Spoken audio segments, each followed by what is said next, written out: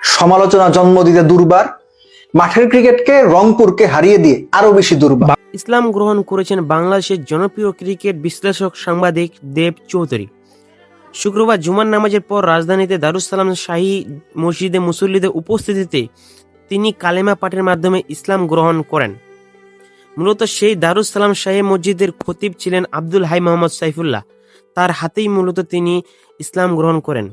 ইসলাম গ্রহণের আগে এক সংক্ষিপ্ত বক্তব্যে দেব চৌধুরী বলেন, আমি সম্পূর্ণ স্বেচ্ছায় আজ ইসলাম গ্রহণ করছি। আমি আরবি পড়তে পারি না, তবে আমার ঘরে কোরআন বাংলার অনুদিত 3টি কপি রয়েছে। শাহাদাত পাঠের পর মুসল্লিরা তাকে অভ্যর্থনা জানান।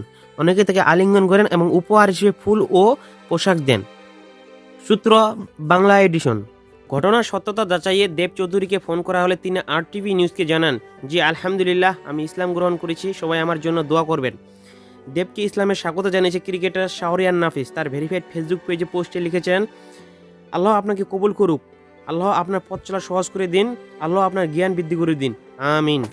অপরদিকে মোহাম্মদ মৃত্যুঞ্জয় চৌধুরী তার ভেরিফাইড ফেসবুক পেজে পোস্ট করেছেন, শুনলাম দেব চৌধুরী ভাই ইসলাম গ্রহণ করেছে, শুনে খুব খুশি হলাম। আল্লাহ ভাইকে কবুল করুক ও দিনের প্রতি থাকা তৌফিক দিক। দোয়া করে সঠিক ইসলাম সবার ঘরে পৌঁছে যাক। যে অন্তর তার রবের ইবাদতে নত হয় না, নিশ্চয়ই সে অন্তর মৃত। তার ইসলাম গ্রহণের পোস্টে একজন কমেন্ট করেছে, নওয়াজ আহমেদ জিন, মাশাল্লাহ, আল্লাহ তাকে দুনিয়া আখিরাতে সফলতা দান করুক। একজন লিখেছেন, আলহামদুলিল্লাহ, সারা জীবন ইসলামের সঠিক পথে অবিচল থাকুক, আমিন।